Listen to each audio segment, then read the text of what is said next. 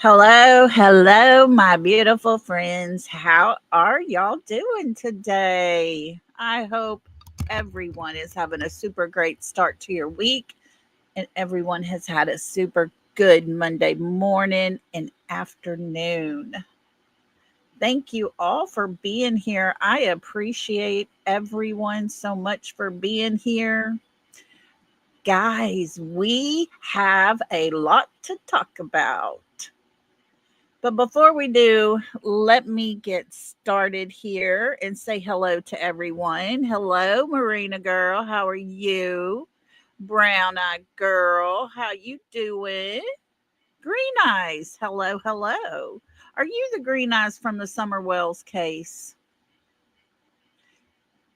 Green eyes, if you're from the Summer Wells case, you need to look up here on the screen, get my email. We need to do some talking.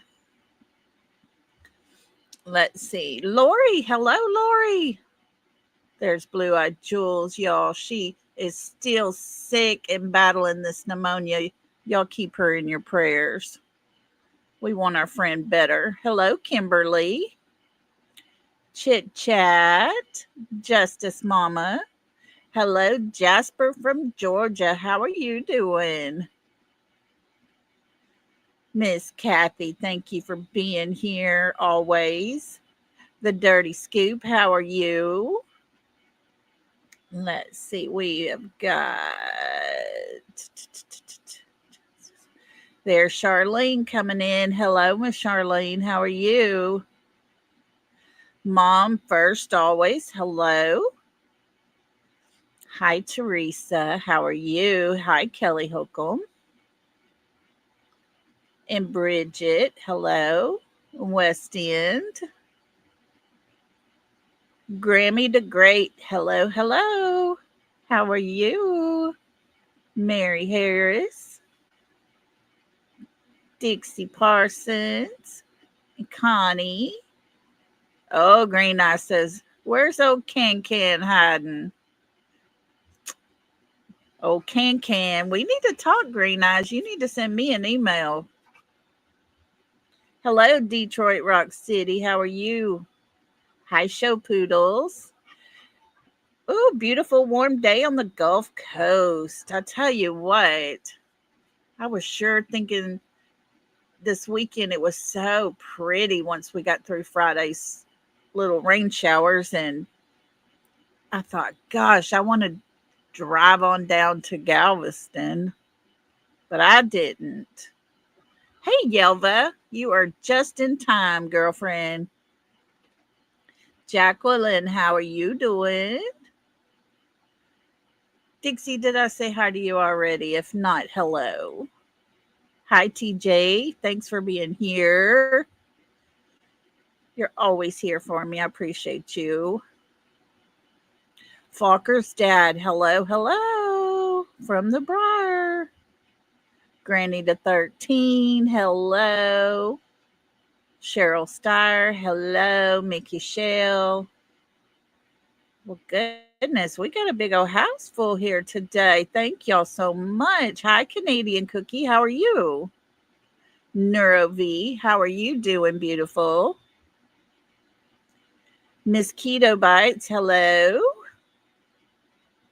I'm the good one from the Summers case. Gotcha. Okay. I knew there was the guy that Jody Sue's friend. That's the one I want to talk to. He seems to got some information. Oh, hold on. The, Layla. No. The girls just got home. The dogs wouldn't leave a while ago out of my room, and then the girls get home. I knew that was going to happen. It happens every time. Hi, Camille from New York City. Hello. Irony Rose, how are you doing, beautiful? Hey, Cool Gamer 2. Sharon, how are you? From Michigan. Cool. Mari is here. Hello. Runs with scissors. Hello. Hello, Kelly East. How are you doing? Oh, Sebastian Rogers deserves to be found. Yes, he does. Shannon, how are you doing? Angela, how are you? Oh, thank you, Angela. Those are some sweet words.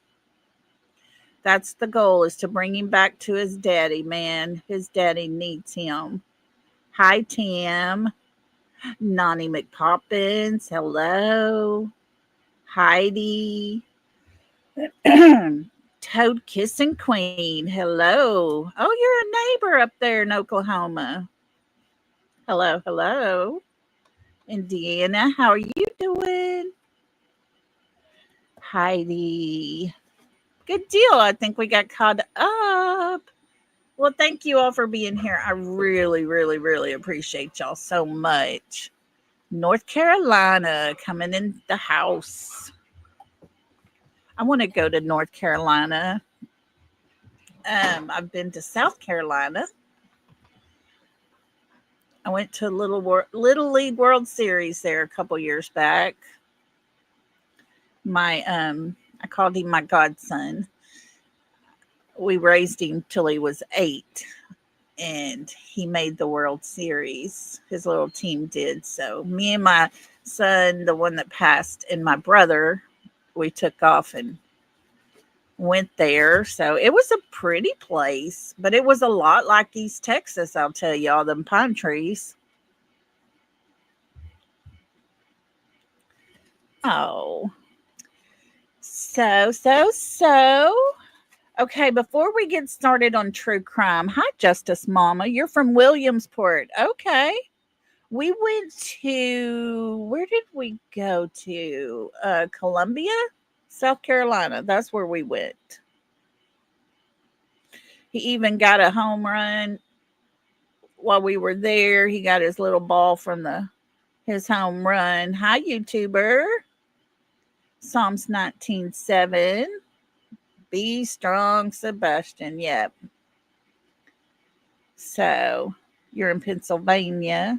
Cool. We got people all around. Yay. Daytona Beach. Look at you go. Y'all just had a big busy weekend not too long ago, huh?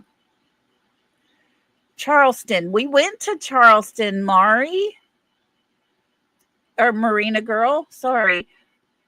We drove over to Charleston, and we even rode the boat out to the what is that little island army place out there, where they had the Civil War stuff going on, or we went out there. My son wanted to go so bad. He was all excited.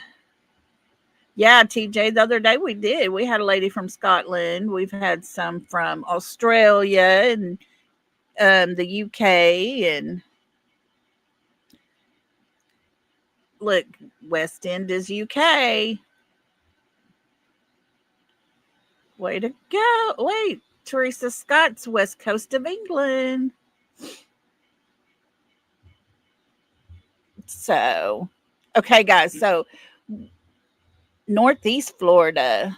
Ooh, you over there by Jacksonville. I've been there. Beautiful places.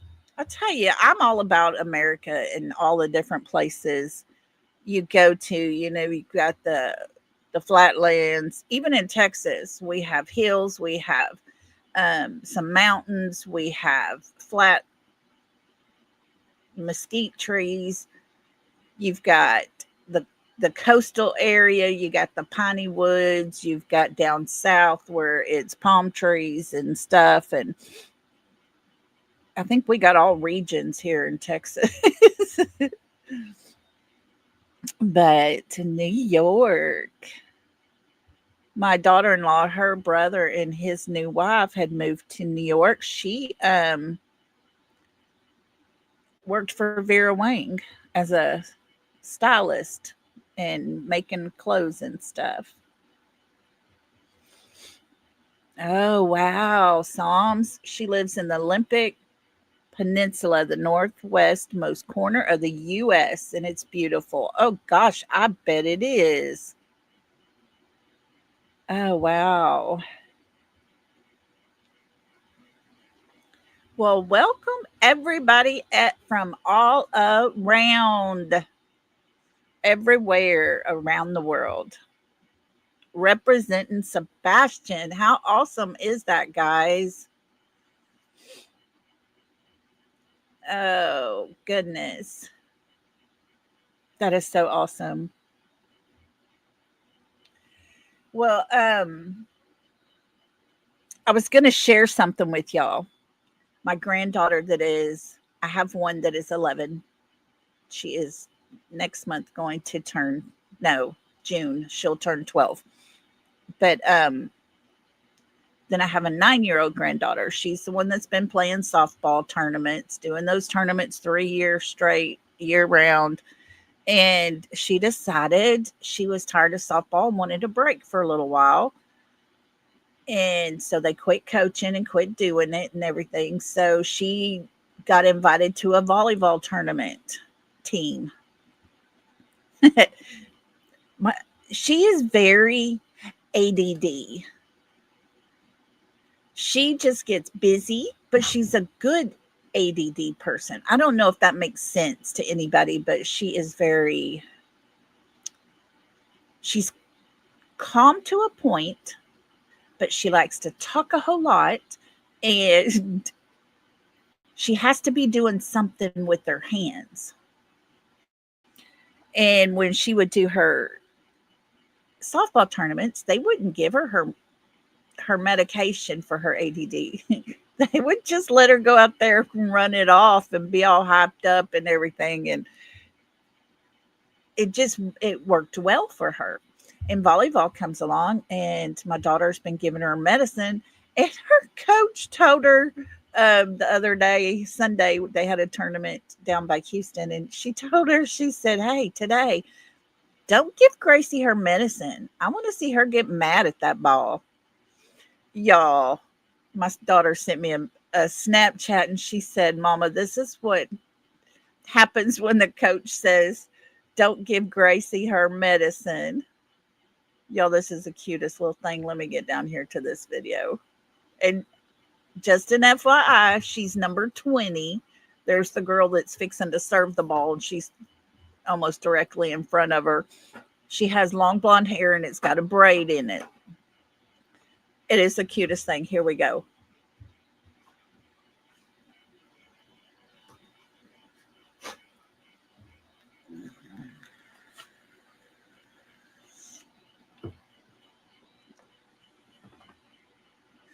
Did y'all see that? Did you see her spinning her pony, her little braid around?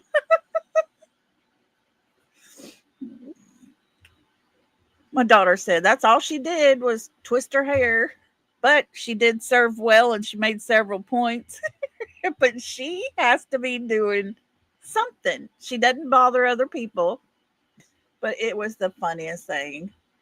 She's like, "Mama, help me." I was like, "Leave her alone. She's good." So I thought I would share a little funny with y'all there. Now, if I could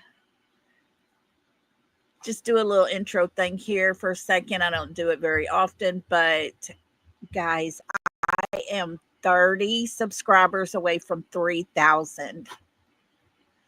So if you know someone, invite them over. I want to get to 3,000. That is so exciting for me. I'm just so proud of the channel. I'm so proud of everybody that I've got here with us, enjoying the channel. So if you would hit that like button, let's get it out there in the algorithm. That helps. If you haven't subscribed, I would love to have you subscribe and share it out. All the good things. I have a goal. It's fixing to start here in just a minute. And if you don't mind, it would be greatly, greatly appreciated. but you don't have to. Don't ever think you have to do anything to be here. Okay, guys? Oh, look at TJ just gifted us 10 memberships. TJ, thank you so much. If y'all got a membership from TJ, please tell her thank you. That is so sweet. We will be doing here in a couple weeks members live, and it's going to be this month where if you have questions, if you have anything you want to comment to me or fill us in on anything, it's going to be, y'all can come on panel or you can just put it in chat and we're going to talk about it, kind of thing. So it's your time to stand up and say, hey, that one video we talked about, explain this to me, or something like that. It's going to be very interactive. So that's our next members live we'll be doing, I think either next week or week after, but we'll do it before the month is up. So thank her for that, because y'all will be able to attend. Yay. And let's welcome our new members to the South, y'all. Welcome to the South. We break that good stuff out. We got enough to go around. So can I get a right and get down? Welcome to the South. Welcome, y'all. Thank you for being here with us. We appreciate that so much, TJ. Thank you. Hello, Guidance. How are you, beautiful? And another thing across the screen here, it's got my email if you ever need to get in touch with me for any reason. If there's something that you want me to see, there's something you want me to talk about or ask questions about or whatever, my email is scrolling across the screen there. Always feel welcome to send me an email. Venmo and Cash App is there as well. You don't have to, but just know that it would be appreciated. With me not working, this is my job for now. So, anyways, well, thank you all. Appreciate everybody being here. And let's get started. So, my question, should I ever get face to face with Katie Proudfoot? My question to her, first and foremost, is Katie, did Sebastian really run away? Is that still your story that you're sticking with? And my second question would be, why did you come up with that story? Because it never made sense. You say all these things, super great weekend, got all the pictures to show and to prove, all the fun things, went out to eat, all the things, get home. He goes in his room, he's playing, you're on the phone, all consumed with Mr. Chris for nearly 3 hours. Or we assume, because even that timeline changed. The very first time you talk, you say it's 3 hours. Then the next thing you know, Mr. Chris is saying it's, this time to this time, which takes it to about a little over 2 hours. So, yeah. Nothing made sense, Katie. A child that's had a super great weekend. You were asked recently, was there any problems? Did y'all have a fight? Nope. No, everything was good. You even told us early on, Katie, that it would be different if we would have had a fight or he would have been in trouble.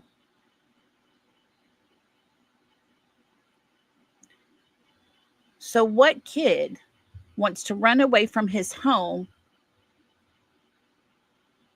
and you're just having a super great weekend. Hey, Red Miller, welcome, welcome. Appreciate you being here. So, yeah, my question to Katie to start out would be, did he really run away? Why did you say that whole narrative of him running away? Because it never once made sense. I think my next question to KK would be, why all the different stories? Looky here, AMC is a member for 1 whole month. Way to go, girl. Thank you so much for being here, supporting us, and being a part of us. She says, good evening, everyone. We love you, AMC. Thanks for being here. So, we've listened for a little over a year to the things Katie and Chris have said. None of it makes sense. Nothing at all makes sense. Holly, look at you. Thank you, sweetheart. Thank you for that super sticker. That is so awesome. I love you. Thank you for that. And thank you for always being here. We're so lucky to have you here. But Evil Exists puts out some really great clips and stuff, and picks out just what we all think and what we're hearing, and we question a lot. And today I'm going to play a couple. It's going to be one or two from Evil When Evil Exists. And I want to play that for you right now. We're going to listen to that because super, super good info.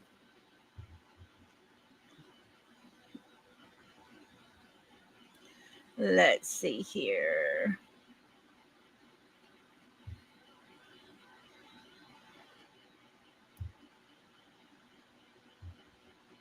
I tell you, there's a glitch in StreamYard today. Everything's just a half a second behind what I'm doing.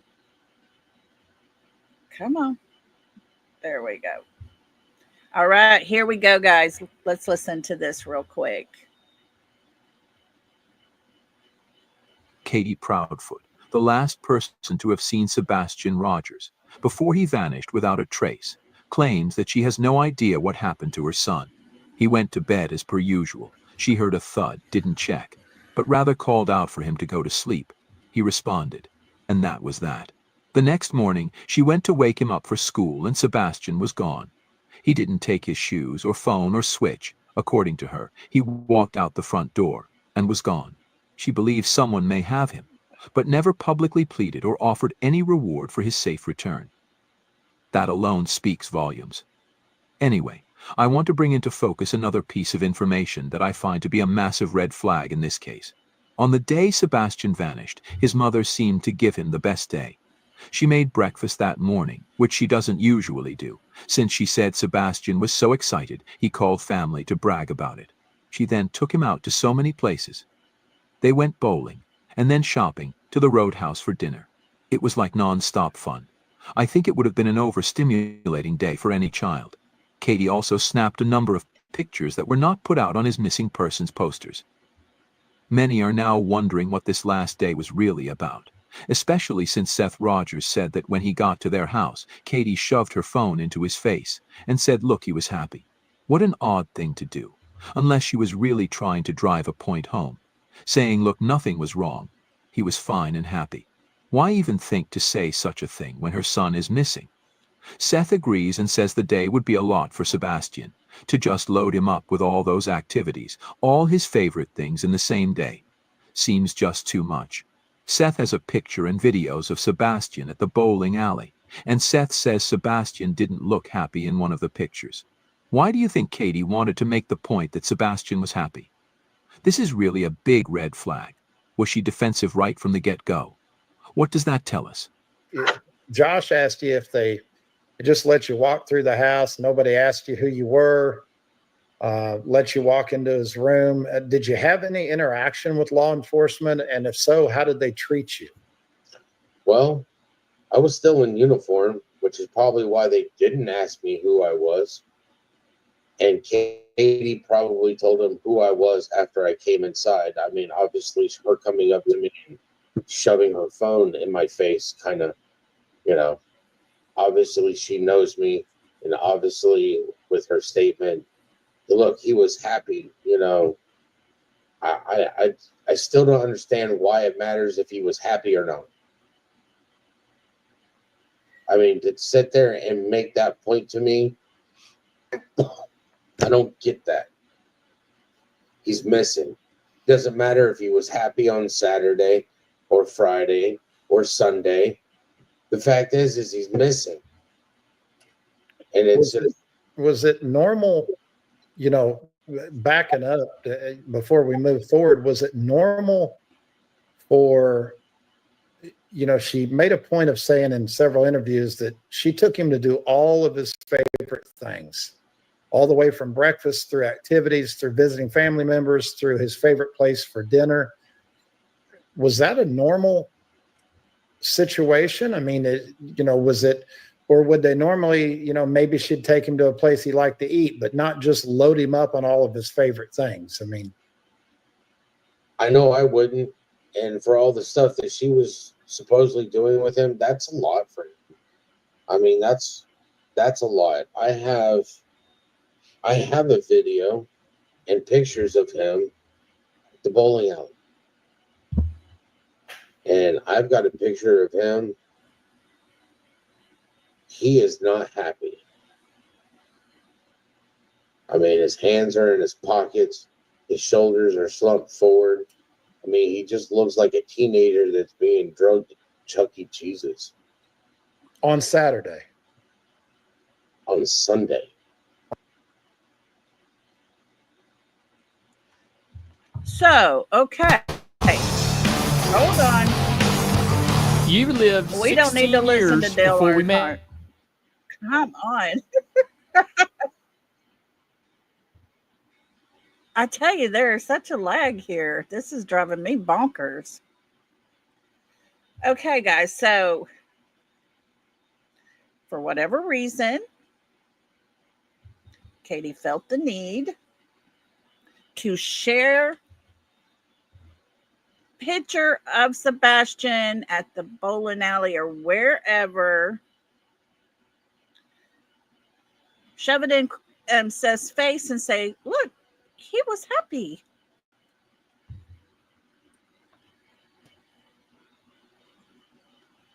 But there was one picture he got and Sebastian wasn't happy. But what was the purpose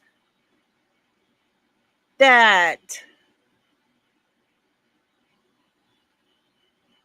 what was the purpose of that? I agree with Seth. That makes no sense at all. None.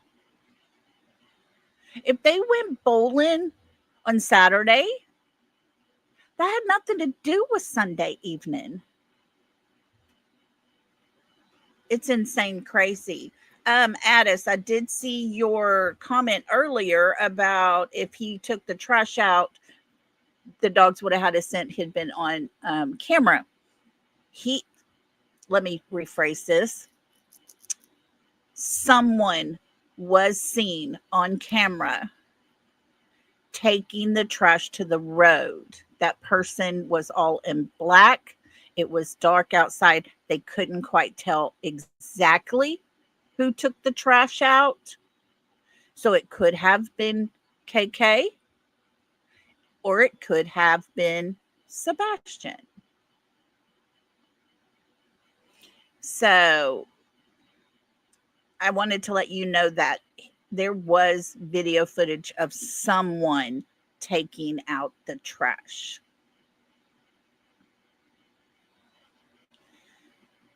But there was Mr. Happy, how you doing? Thank you for your live this morning. I got to watch it a couple hours ago. I went back on replay and watched it. I enjoy your channel. Guys, if y'all haven't subbed up to Mr. Happy, he just is so happy, guys. It is such a great way to start your day. Encouraging, happy. It was wonderful. Thank you for being here. Appreciate you. So, anyways, well, good. Welcome, welcome. We're glad to have you. So, here's a mother that as soon as her son's father walks in, she shoves a phone in his face and says, "Look, he was happy." Does that mean she was already setting a narrative? It says she showed him the picture. Serenity says she showed him the picture, the pic of him from Costco's on Saturday. They went bowling on Sunday. Yeah, okay. And thank you for that. $6. Thank you, thank you. You are so sweet and precious. I appreciate that. So I really think that was a way of setting the narrative. Look, he had a great weekend, because that's what she goes on to tell us. He had a great weekend. Guys, I'm sorry, but when we watch the video clips of him at Texas Roadhouse, how much fun was he having that night? Because his mother's on her phone, and when she talks to him, she's using hand gestures like she's just aggravated. Oh, look here. Sipping on says, perhaps it was all for her. A last day with him, what she thought was quality time, last calls to family, last pictures of him taken, etc. Yes, yes, and yes again. Hi, Poppy Love. Hello to everybody that's coming in. Thank y'all for all being here. So I was really impressed with his table manners. I was impressed that he waited for his mom to sit down. He waited for the waitress to get through talking and everything. And when she moved, he sat down. That's a well-mannered young man. His dad's talked about that before, where he's told him, we take care of women and children. That's our job, and it has obviously made a difference in Sebastian's life, because we saw that with our own eyes. Once he sat down, he crosses his legs, he's got his napkin, he puts it in his lap, he's got table manners, and he sits there. He doesn't have a phone to look at and scroll through. And his mother hardly ever took her eyes off of her phone. Now, granted, we have not seen the whole video. We've only seen pieces of it that they've put out. But what we have seen, the interaction just wasn't there. And it is so sad to me. When we go out to eat, there's no phones. I'll get out my phone because I want to take pictures of the grandbabies and stuff. And my daughter always goes, Mother, put your phone down. We don't do phones. I'm like, hold on, let me take a few pictures. I get in trouble for pulling out my phone. My kids were raised that way. When it was phone time and tablet time and stuff like that, there's a time and place for that. It's not at the dinner table. And so it's a time to have conversations. It's a time where it's just you and your child, especially. That's catching up time. How you doing? How did you enjoy your weekend? We did a lot of fun things, that kind of stuff. Katie was more concerned about taking pictures of Sebastian and sending them to who knows who. So, what the heck? Is this picture things that she was taking that she had sent to Seth that she put up in his face, that she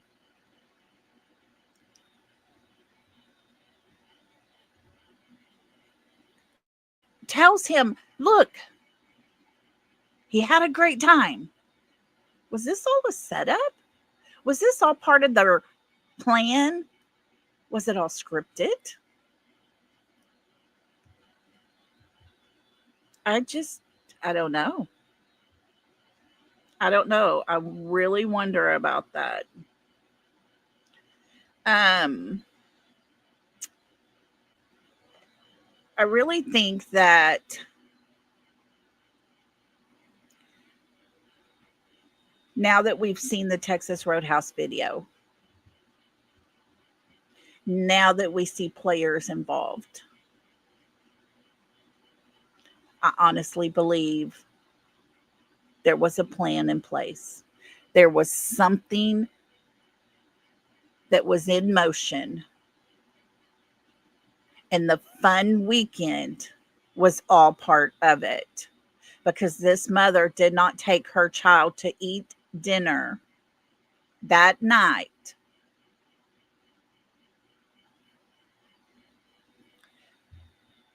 and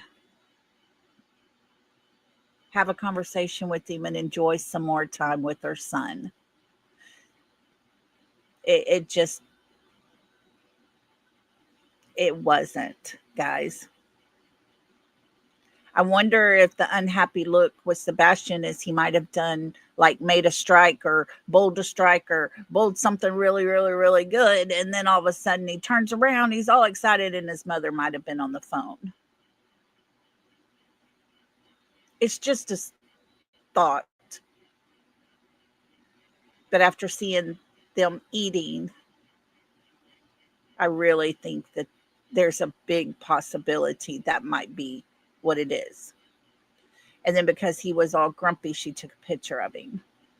I don't know. I'm guessing at that, but I can't help but think it.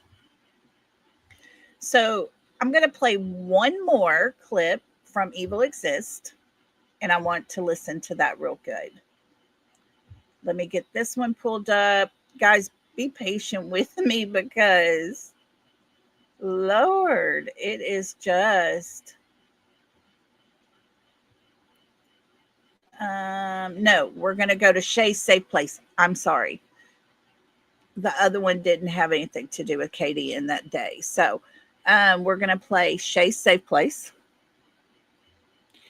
Before I do, Psalms 19:7 says, Lolly, do you know if it's true the rumors regarding Chris being buddies with the main detectives investigating the case?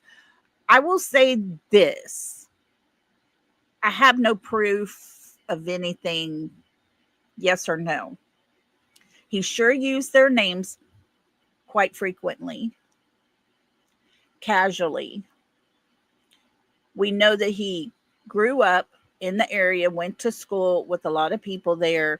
These two officers that he continued to talk about lived in the area, grew up in the area. I would imagine that at some time or another they were all friends. But I do believe there became a point where things changed for those officers when they started realizing this child did not run away. This child did not walk away. Because that's when things became a investigation. And then we were told it is officially a criminal investigation. And that we know does not happen when a child just runs away. There is no footage of him running away. There is no scent of him running away, leaving the house, taking off. So, yeah, Holly, I've wondered that too. She says, I do wonder if Craddock may be involved in sketchy real estate dealings. I have heard the judge has done favors and got a really super great house for little next to nothing. But, there's nothing we can prove. Let's just pray law enforcement can. Oh, guys, I'm sorry. Rachel, I do show my face a lot of times. It's allergy season in full swing right now. My eyes are red and watery. My nose is runny. My nose is red from blowing my nose. So I apologize. I really do. But I will show my face next time. I promise. I'll fix myself a little better so y'all don't have to see what it looks like right now. Oh, my eyes are so puffy and watery. It's crazy. They're getting sore because of so much of the little tear drippy stuff. Okay, YouTuber. Let me cancel this and get to you, YouTuber. Thank you for that. Thank you for that super chat. It says, Lolly, Kim Sutterfield's comment is very interesting. Let me see if we can find it. Thank you for sharing that with me. And thank you for the $2. You are so sweet and precious. Let me see how far I can go back here. Okay. Watch K folded a black napkin and let on table. Also left it look like paper, maybe a note. Oh, watch who cleans the table as well. Oh, thank you for that, Kim. Okay, we're gonna have to do another Roadhouse video, y'all.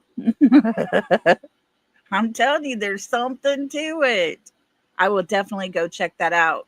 And I'm still looking into it for the lady in the pink shirt as well.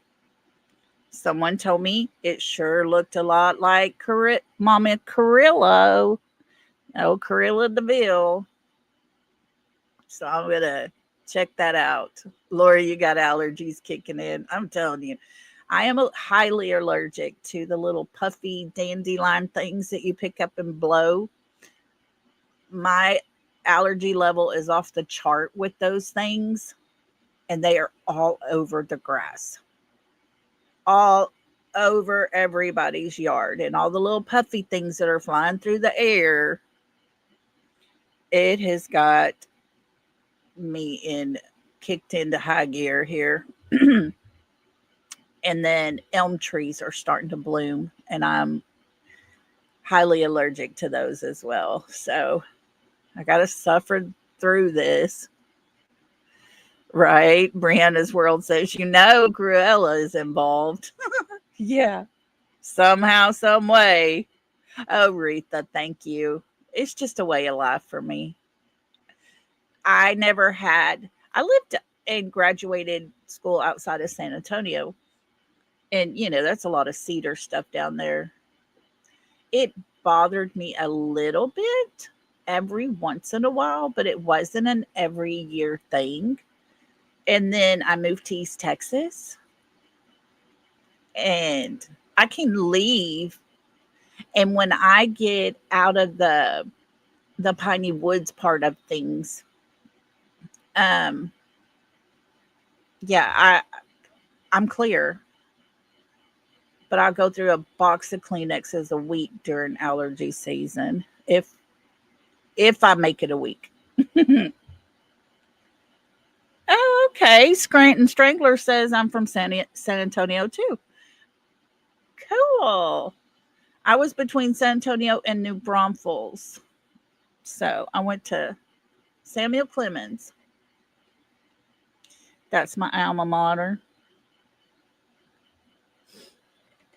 You live in Northeast Texas? Oh, cool. Cool, cool. Um, I am outside of Lufkin is where I am in East Texas. So if you ever see Lufkin on the maps, I'm just right outside of there. You got family in Shirts, Holly? No way. How cool. Yes, Scranton, I was in Cibolo. I lived in Northcliffe. That's where I grew up when I was in junior high to high school. Yeah. I still have friends that live in Shirts and Universal City and New Braunfels and everything there. So, Scranton, you're in Longview, Tyler. How awesome. I go through Tyler when I go to the lake. I go up to Lake Fork. My accent. You know, it's funny though, Retha, because you lived in Cibolo before. Shush. Y'all, this is a small world. Isn't that crazy? We could have been neighbors at one time if I'd have stayed there. I moved up to East Texas after I graduated. That's way back in the day.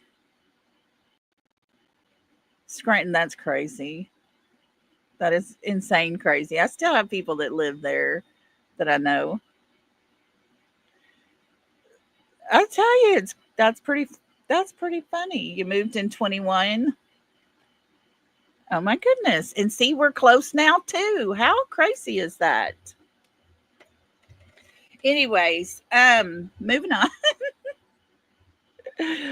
I Irony Rose is from New Braunfels. Oh wow. Two of my friends just retired from teaching there in New Braunfels. You go back next week. Ah, well, wave for me. Your uncle lived in Cibolo and he worked in Shirts. PD? Oh, how fun. You lived in Garden Ridge, Kim. Oh my gosh. Yeah. Gotta love that HEB.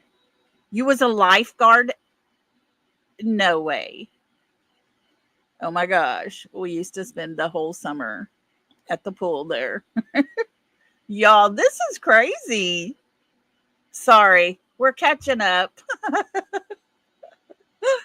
Oh, it is a small world. Class of 98. Awesome. You're just a baby. I'm an old lady, y'all. Yeah, I love that area too. Ah, Detroit was in Odessa. You were way out west. You got a friend there? How funny. It is a small world. But you know, when I lived down that way, I didn't have this accent. And I don't hear myself with an accent. But it was last April, I think it was, that my two girlfriends, best friends, you know, when we were growing up in school and stuff, they both retired from being teachers and they're like, we're coming to see you. And so we met in Galveston. And when I walked in, I'm like, hey, y'all. And they're like, oh my God, listen to her accent. And the whole time we were together, they were laughing at me. And I was like, I don't talk any different. They're like, oh, yes, you do. Oh, thank you, Retha. Thank you. Now, when I get to talking really, really fast, it seems like it really comes out. Anyways, yeah, I definitely got an accent. My kids have one for sure. Oh, you live 10 minutes apart? That is crazy, isn't it? I'll tell you, my cousin used to date this girl and they lived together and everything. It was, they were like their first loves, kind of thing. We're together years and years and years. I knew her. She used to come over to see my cousin when he first moved in with us. And I'd get on her horse and I would take off riding. Eh, She was in my chat one night when I first started. I'm like, are you Lisa Bradley that I know? It turned out to be her. It's crazy. It's a very small world, y'all. And look, if we're all sitting here putting little pieces connecting together to people we know, definitely in East Texas accent, I don't hear it. But I guess, I don't know. That's too funny. No. But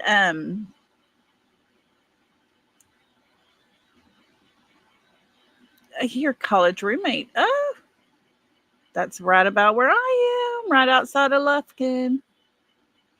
You live in Southeast Texas, Grammy. How cool. Awesome. I have family down around Victoria. That is crazy. I have to make a post next time I head up towards Tyler. We'll have to all get together sometime, y'all. But think of the connections that are in Hendersonville. Think of those connections. We sat here and made all these connections. Think of the connections they all have. They all were born and raised there. They are all connected somehow, some way. They're look at Crabtree, Stephen Crabtree. I don't know if y'all know who he is, but he's on the other side, of course. His mama is best friends to Cruella. Talk about a small world. They are all connected somehow, some way. Clue was married to Mr. Chris's brother-in-law's brother. Melissa Proudfoot, her husband, has a brother that was married to Clue. He ended up in jail. It was bad. On the other side of the right side of history. There you go. There you go. There you go, YouTuber. Perfect, guys. Y'all read that because that's it on the other side of the street, across the street from the right side of the histories, the right side of history. We are going to be part of this child's history, and we're going to be part of the good guys. I honestly believe that because there's a father out there that is grieving. He misses his son. You just heard him talking. That was way back towards the beginning when he was on Josh's panel. And he said it didn't matter how happy he was that day. What matters is he's missing. But here's the mother that he walks into her house after finding out his child's missing. He's in a panic. He gets there.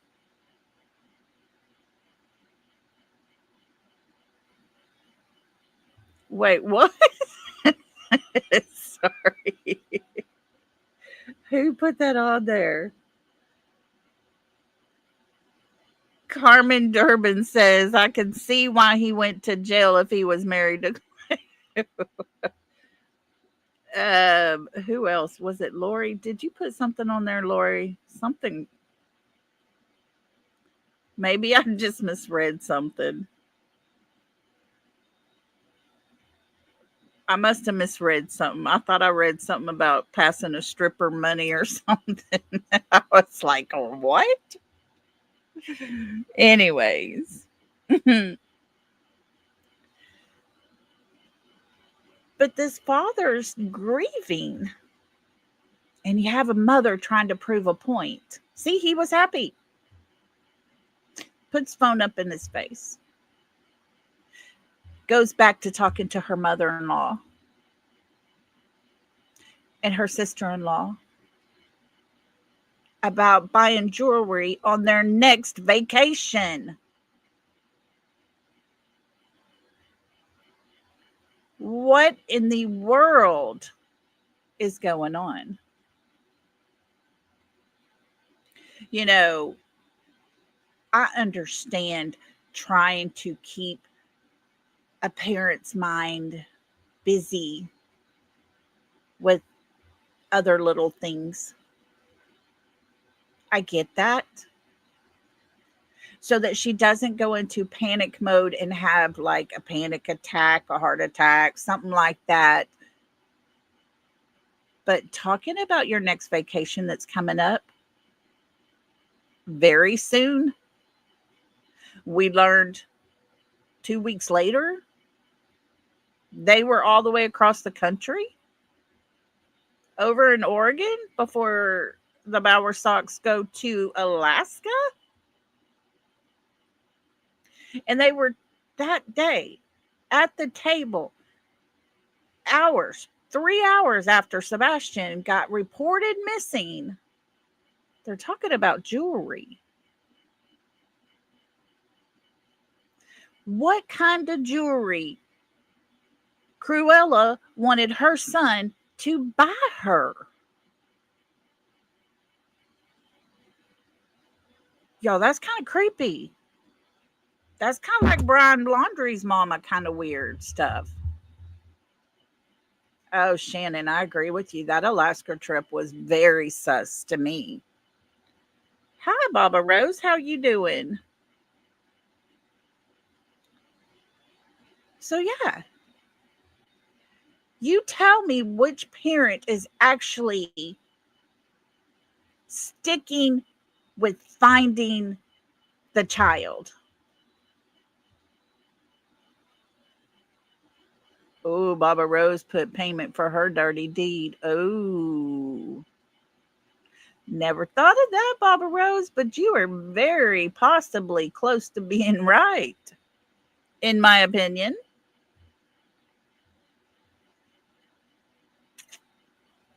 None of their story, none of their action, none of the things that Katie, Chris, and his family are doing make any sense.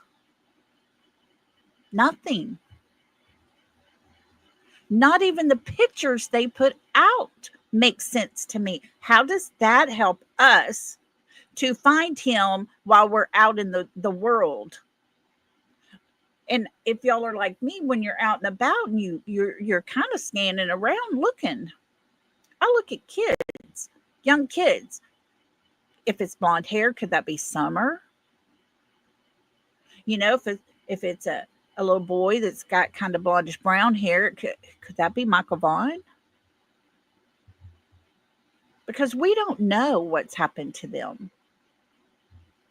Although I do think Michael is no longer with us at all. Even the cops have said that. But I still look. I look for teenage boys. If I see a bunch of them, I'll look.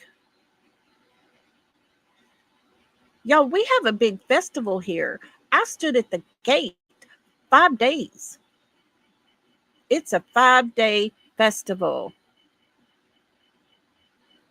I stood there and passed out flyers of Sebastian, of Summer, and of Michael Vaughn. Their faces were on these flyers.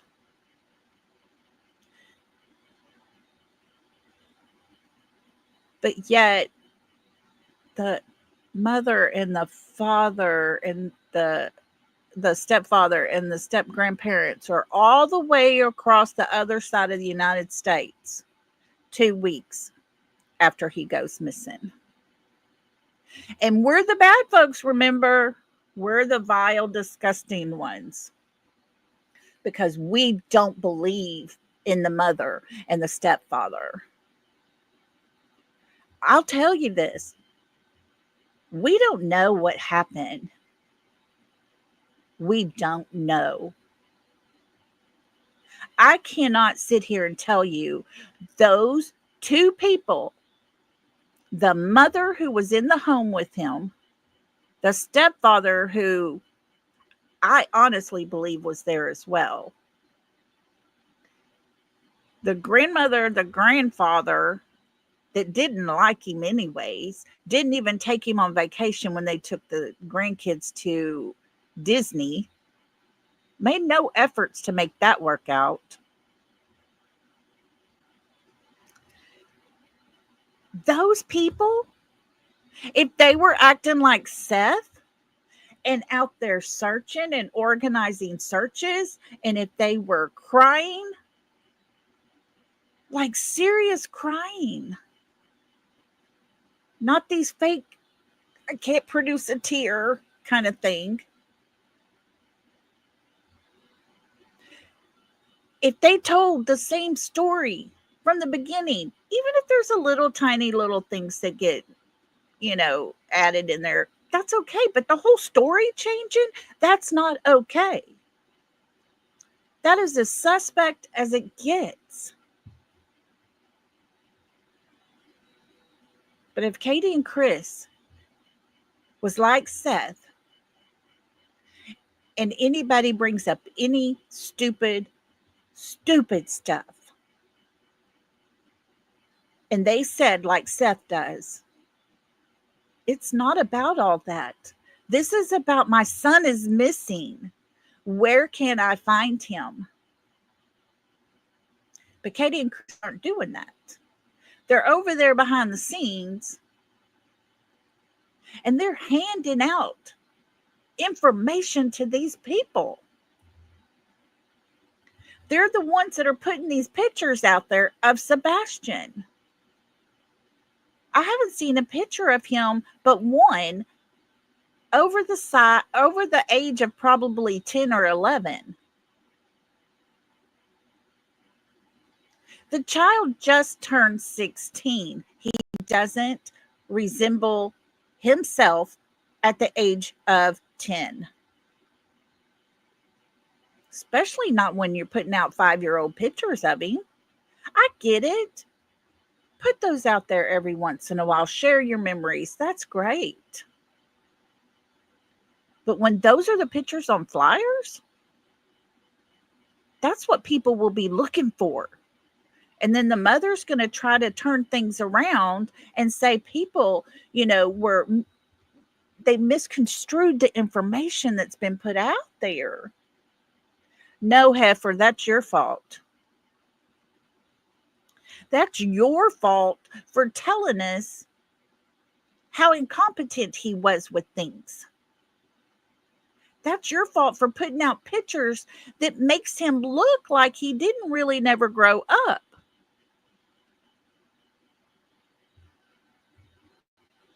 Yes, brown eyes. That's what I'm hearing as well. Clue and her fiance, y'all, they go to their house. They sit down and eat dinners with them.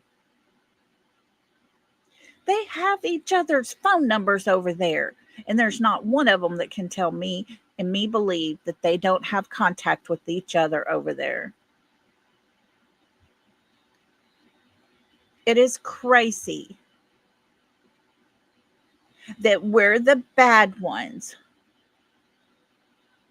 YouTuber, he's married. Oh, it just gets better and better every time I read a comment. Yeah, Holly.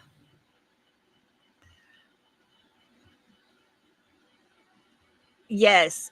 Thank you for that, TJ. I forgot all about talking about that. TJ just sent me a message and reminded me the whole family, Chris and Katie, Cruella and her hubby, Melissa and her hubby, all them, they all have the lamps that change colors. Like the friendship lamps. When you want to touch them so that it goes to this color, it means I'm thinking about you. Touch this one that says, hey, call me when you can, kind of thing. You make up your own codes. They can interact without touching a phone, guys. Brianna said they're all swingers, in my opinion.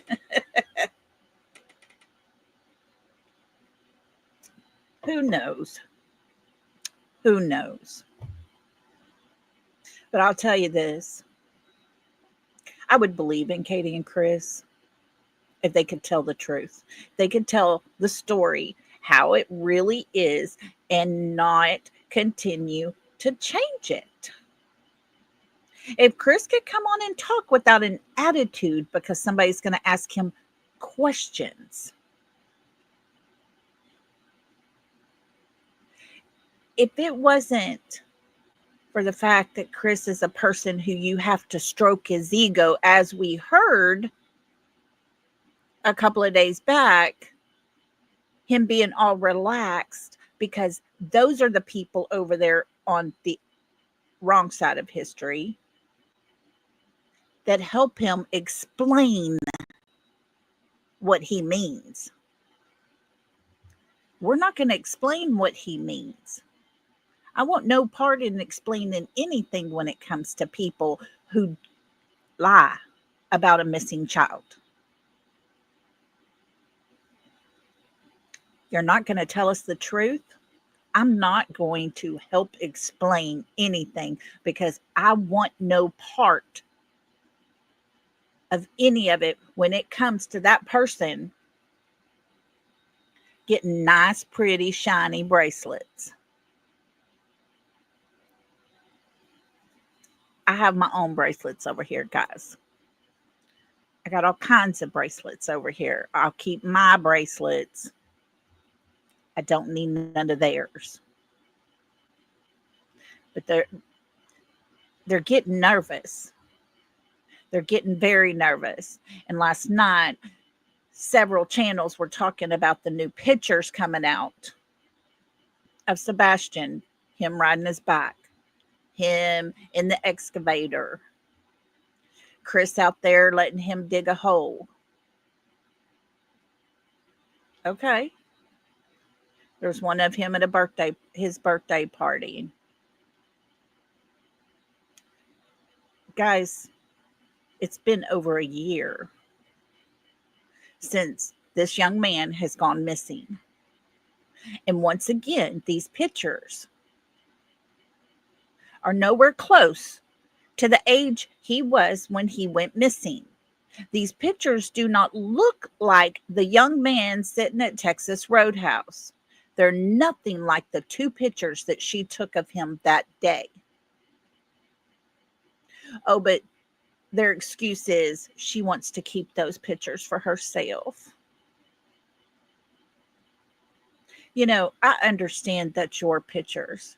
You're his mother. You have every right to do what you want to with those pictures. But if you want your son found, you're going to share the very last picture you have of him so that people know what to look for. But the pictures coming out now that Jay has been given, and she's going to be putting several out at a time.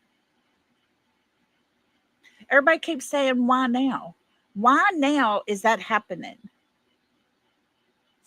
Well, friends, let me share my opinion on this. I honestly believe that their lawyer has said, look, we got to get some good publicity out there for y'all. You're being destroyed. Their lawyer was sitting there while they did 2 interviews with the news. Their lawyer approved what they were asked. They had already probably talked to this lawyer and was told what to say and what not to say. And in my opinion, I don't care if Jay is getting pictures. I'm not jealous of that. All I'm going to say is sitting over here, knowing what I know about what they have said themselves, knowing what I know about she's pleading the fifth. Anybody wants to ask her anything, they can go talk to her lawyer. Law enforcement, she ain't going to talk to. But she'll go on national TV and do an update so she looks like the good mommy. That was probably her lawyer as well. The grieving mother who says her child would have, stops, takes a deep breath, looks up, and says he turned 16 on December the 7th. She caught herself, guys.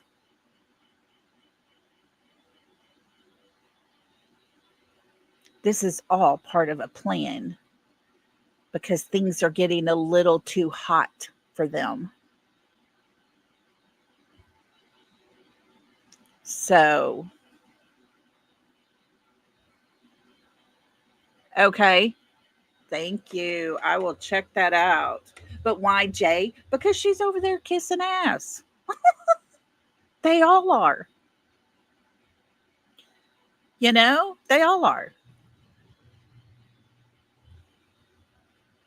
Scarlett, I mean, if this is my thing, I would never think to get a lawyer if all I was trying to do was find my child. If I did nothing, it would not be until I was charged that I would get a lawyer. But that's just my opinion. Alicia, hello. You be safe while you're driving.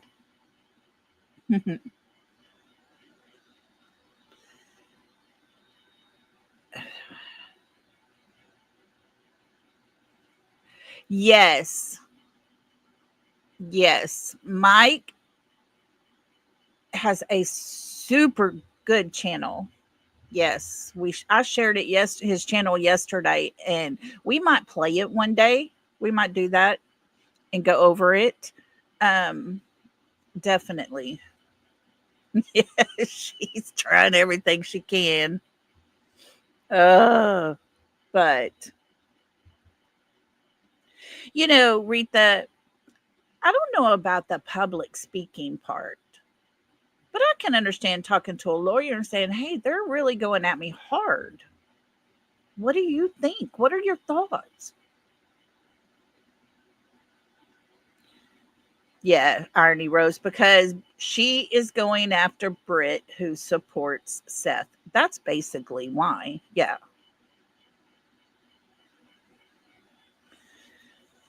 But, I don't know. The lawyer thing only started coming out when people started putting pieces together. When people started getting a little too close for comfort, when the flashlight video started analyzing and they were changing the lighting and it shows 2 people carrying something covered up. And if you notice, the lawyer starts coming into play.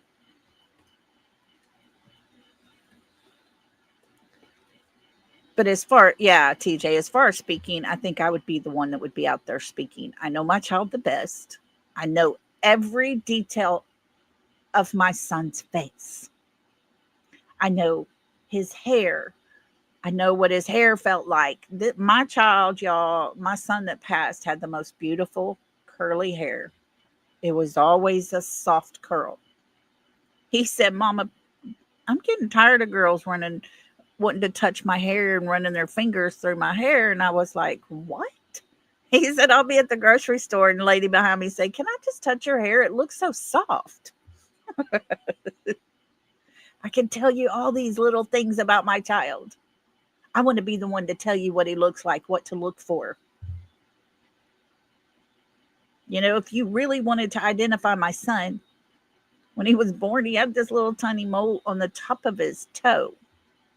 As he grew, that mole went up further, and it was, by the time he was a grown man, it was up around his ankle. Look for that mole. But, oh, his hair was awesome. Yes, my daughter's hair was thick, thick, thick. Had a little wave underneath, but not much to it. And she kept saying, why did he get the good hair? It just had this beautiful, soft wave. And he would just wash it. He would brush through it and shake it out. It had the most gorgeous, flowy, soft, curly. And it wasn't a tight curl. It was a beautiful, soft curl.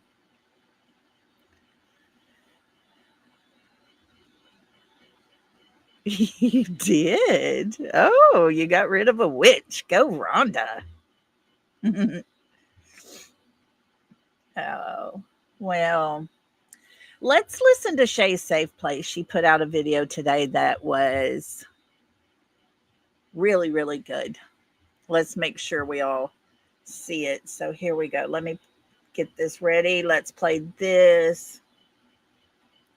And we'll talk some more.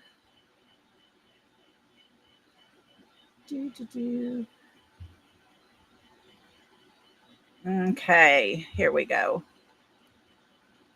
Let me get this big for you.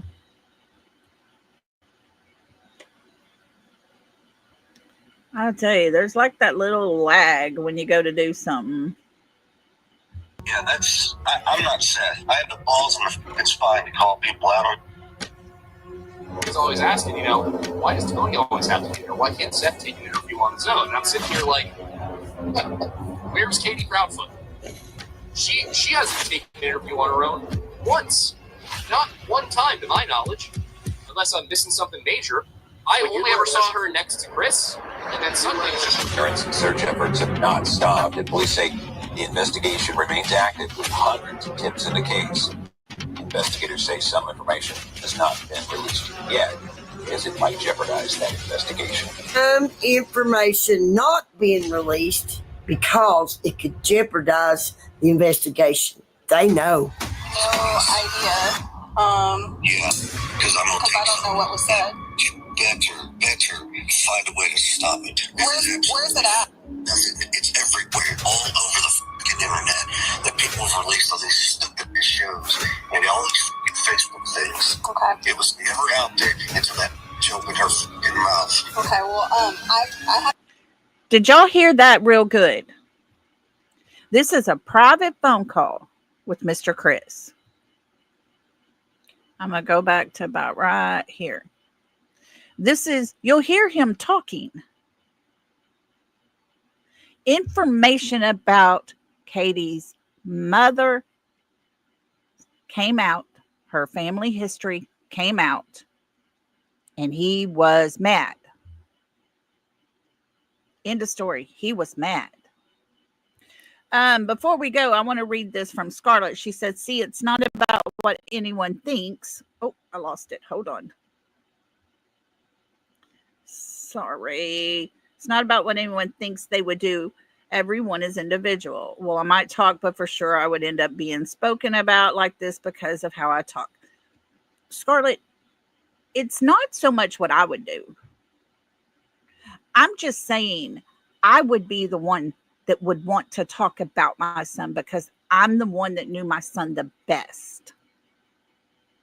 But Katie never stood up and spoke. And that's the problem. That's where a lot of her problems come from. When she did talk, She couldn't keep her story straight. It's her son. Chris shouldn't have to say a word. According to him, he wasn't even there. He should not speak on things that he wasn't part of, right? And that's just kind of how I see it. Let's listen to what Chris says when he thinks he's on a private call and he's pissed because some information got out. Investigation. They know. No idea. Yeah, because I'm gonna I don't know what was said. better find a way to stop it. Where's it at? It's everywhere, all over the fucking internet. That people have released all these stupid shows and all these fucking Facebook things. Okay. It was never out there until that opened her fucking mouth. Okay, well, I haven't been looking at it today or really yesterday, so I don't know what's out there. I am being very polite as I can possibly be to her. Mm-hmm. If she don't find a way to fix it, I promise her I am not going to be so god pleasant when I see her. Okay. He's gone through a blood spot, and it was like, and one night I blinked, and he had like a little mustache coming in, and all of a sudden he was starting to smell. And I'm allergic to cats. So, Mom made the choice to get rid of the cats. I care about my son. And actions speak so much louder than words. And there's just no justification for the actions that I have seen from them. They're not parents. They're not parents at all. And I want to know what happened to my son. Yeah. I mean, there's one thing that you're doing. They're like, nice, motherfucker, nice. You want to see anything in front of you. So if you would have come across a hole, that's right. Must be. I'm not seeing my son's right here. This is my first Father's Day. But being a father is not here.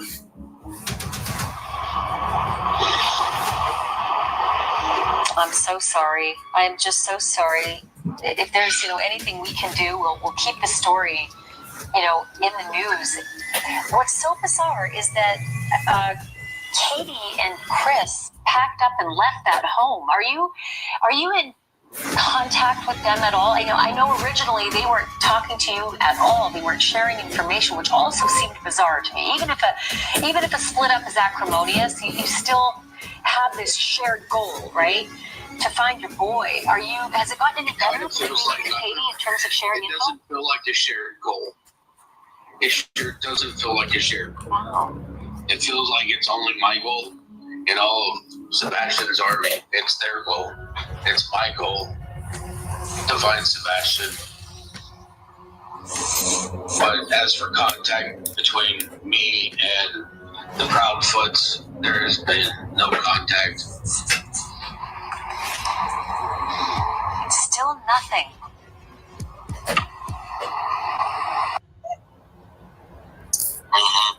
That's the worst part. And that's fine. That's understandable. Personally, I think everybody's fucking sucks looking shit.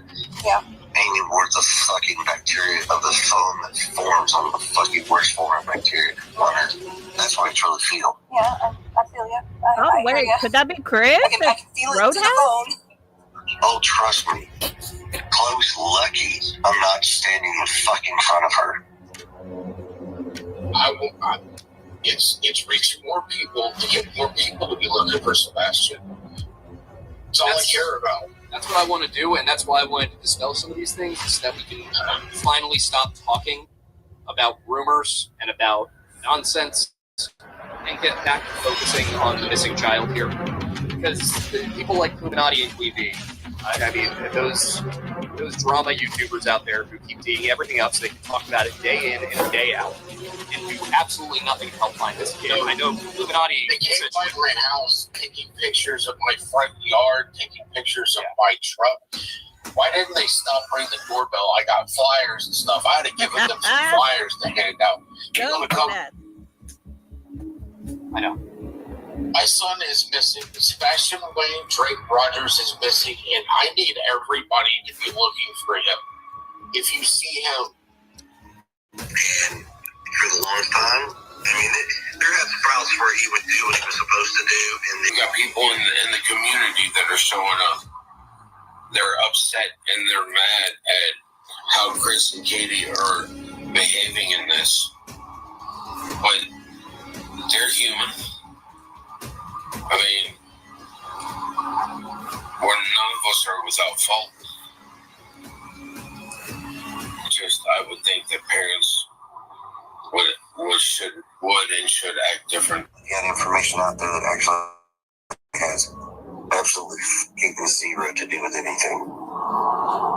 So there's no clues. There's like nothing up to what y'all have released, and I'm just. Got a friend of mine who is highly respected. The information we have found has everything to do with Sebastian missing.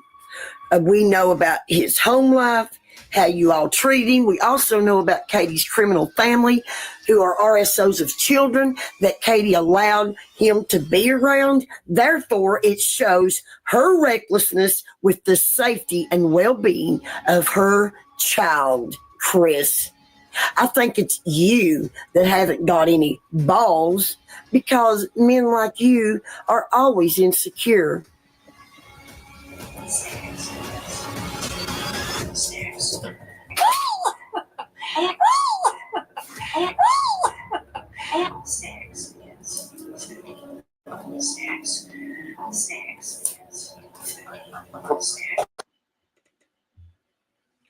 So, yeah, their words, guys, their words. You heard how Chris talked, thinking no one else was listening. You heard their words being said. He threatened a woman. It seems so easy for him to do. It makes Nina's story seem even more reliable. TJ, my friend, guys, she gifted 20 memberships. Welcome to those who received those memberships. Please tell our TJ thank you. She is a super friend of mine and a super great supporter. Thank you, TJ, for that. I appreciate you. And hey, we got to welcome them to the South, y'all. Welcome to the South. We break that good stuff out.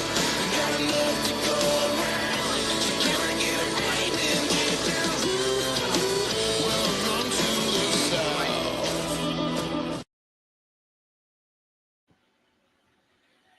So, Shay, of course, did another amazing job for us. That was really good to hear. There is so much going on in the Sebastian Rogers case. It is the saddest case I've ever been a part of. And I will say, I thought Summer's case, nothing would ever touch being close to Summer's case.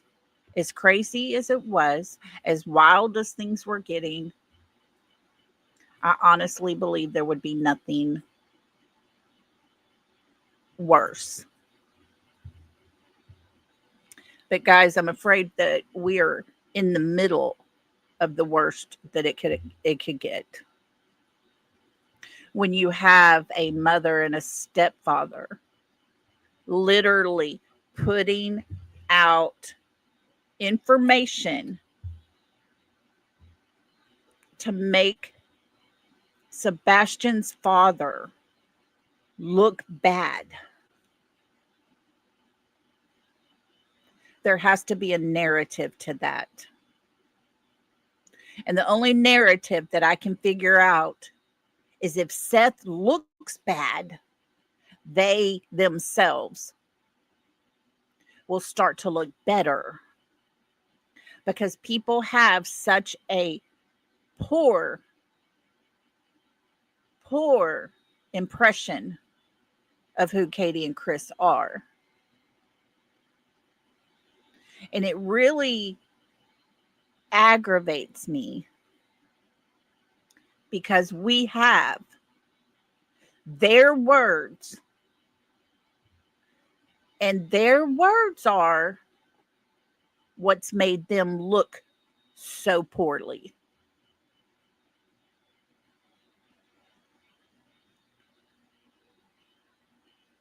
There's nothing that we're doing to make them look worse. They have started it. They opened, as B. Tim would say, they opened Pandora's door. Thank you for dropping Seth's channel. Yes, if y'all have not subbed up to Seth Rogers, Sebastian's father, please do that. Oh, sorry. Layla, no. It's amazing the snap of a finger will do with these dogs. It cracks me up. But anyways, so yeah, we're the bad people because we don't believe the mother and the father's multiple versions of what happened. We don't think kindly of them after we know there were 5 CPS reports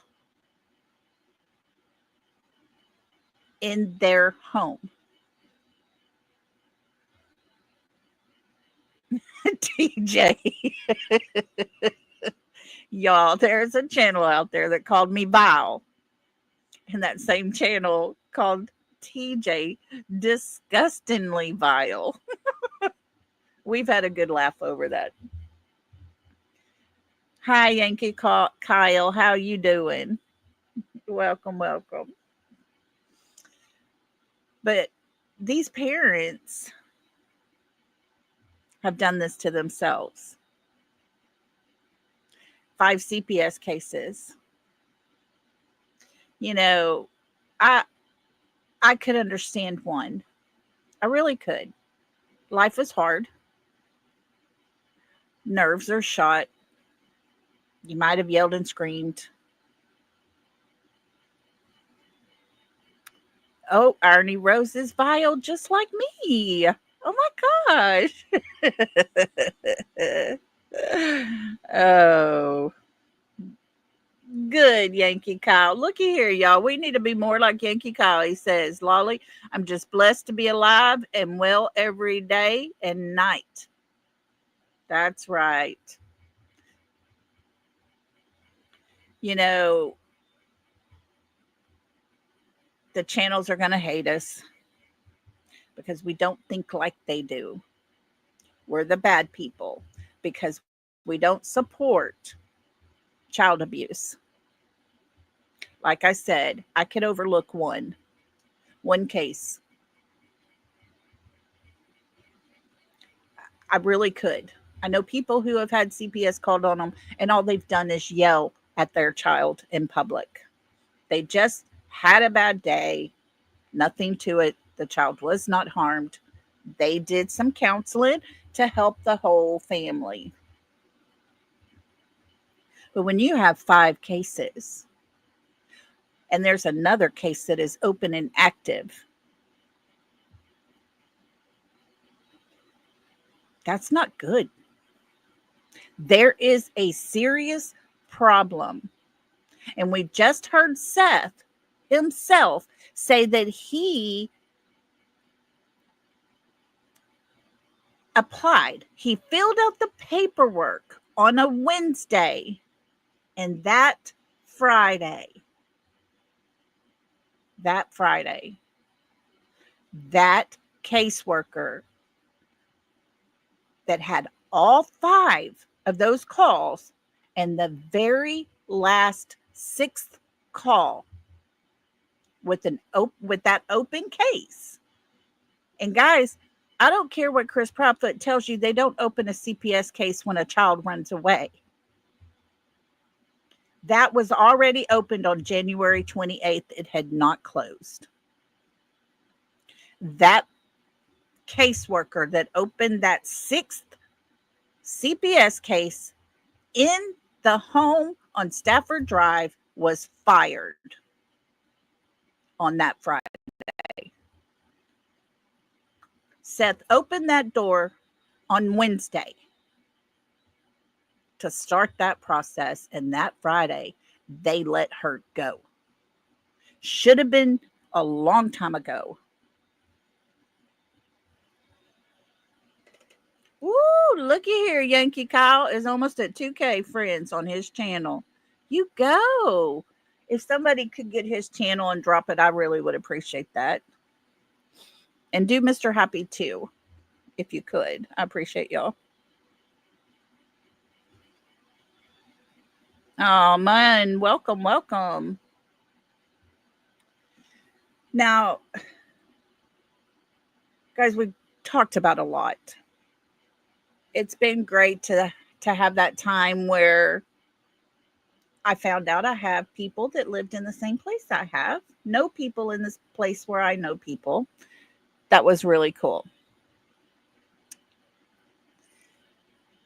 But I'm telling you, when it comes to Sebastian, we can always find something to talk about. And we will. Because we won't stop.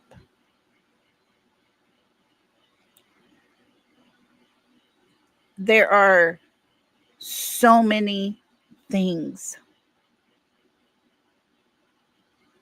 that need to be spoken about. I apologize for doing the live that I did yesterday, but it's part of this case, unfortunately. Those channels are out there. Sebastian's name is in their titles. Hey, Browna girl, thank you. Their titles say they are talking about him.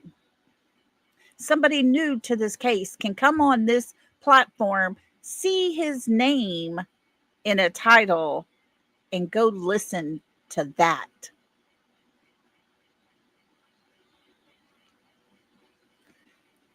And you know, if they don't know any better, they're going to start believing in all the wrong stuff. So we have to continue. We have to keep pushing Sebastian. We have to keep talking about the things that are not right with this case. Yeah, Inga, I stay far away from those channels. I really do. But with them being out there, I had to bring it up. I had to show that hate is there and give just a tiny taste to you guys of how bad it is. And that's why we push so hard over here. We push hard to keep Sebastian's name out there. And the reason why we feel the way we feel. We do need to know what the enemy is doing. Unfortunately, Gina, we need to be on our best defense at all times. And that's why I'm always telling you, he has been missing for a year, Yankee Kyle. Isn't that horrible? It's horrible. No one should be just missing.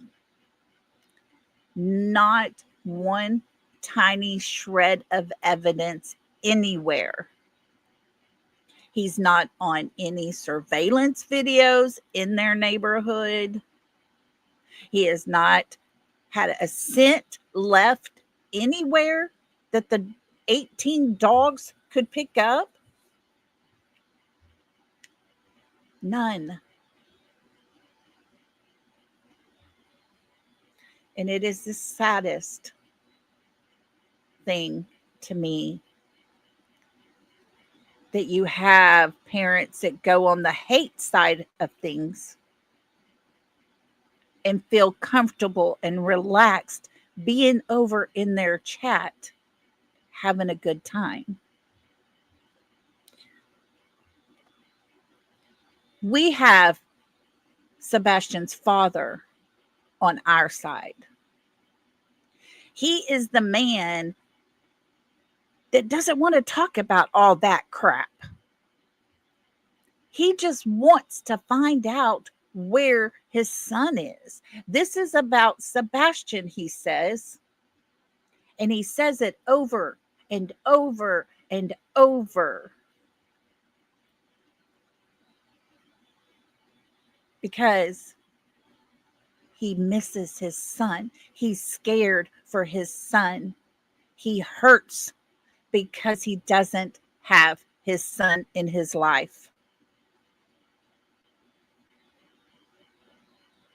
But we don't see that from the mother and the stepfather.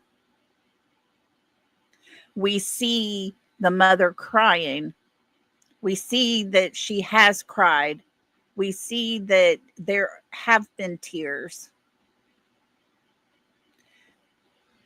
But she's also the one putting out pictures of him when he was young that does nothing to help find him at the age of 15 and 16.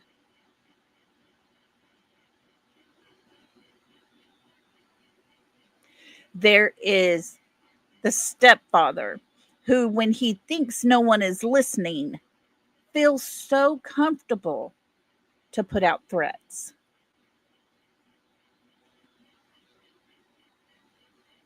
Guys, if you have common sense, it's easy to figure out. Everyone has the right to choose their thoughts and follow what they want to follow. But I'm telling you,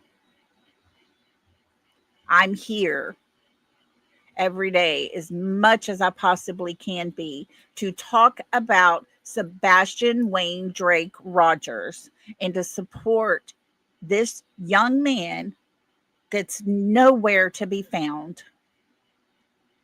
I want his face and his story to be known. I want anyone that is brand new to this case to come in, to start listening.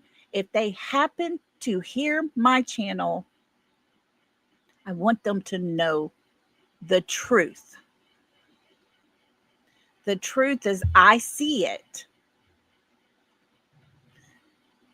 And the truth according to his mother and his stepfather's lying stories. I don't know if they told different stories on purpose to lie about it.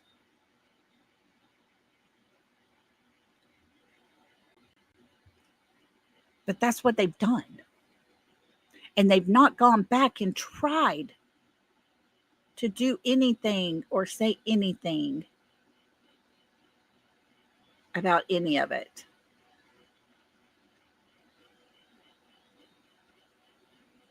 And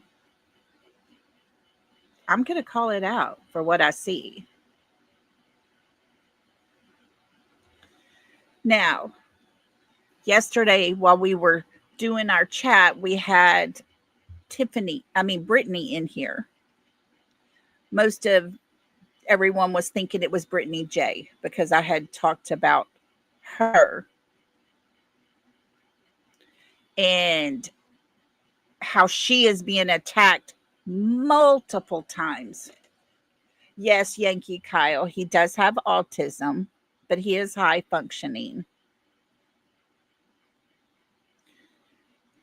But there is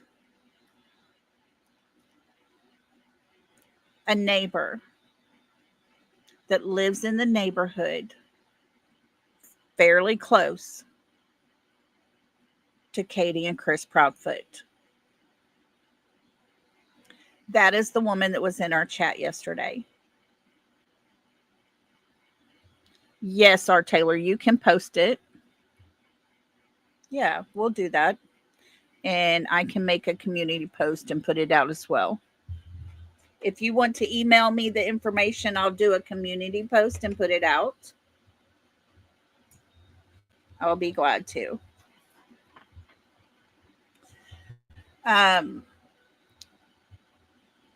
She has been harassed.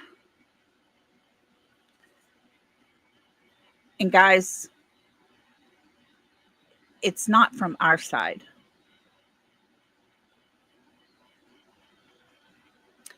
It is from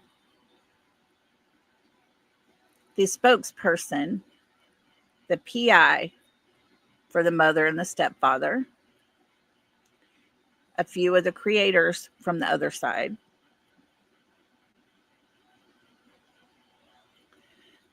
That came, and I don't know the whole story exactly, so I don't want to say too much, but she was harassed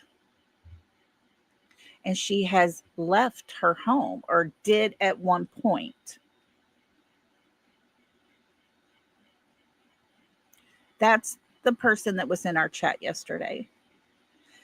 She said she got my email address and was going to email me. I have yet to hear from her. But if you see her in anyone's chat, I ask that you please acknowledge her. Let her know she has a whole community here to support her. And if she wants to tell her story and she can hear me right now, we are here for you. You would never have to show your face. You can tell your story. Any troll that comes in and says anything will be blocked. This is a safe place. So I just wanted to say that in case she might be listening. I would actually like to hear her story. I really would. Because I've heard rumors of what happened. But I in no way have any confirmation on any of it. So all I can do is say, this is what I've been told. And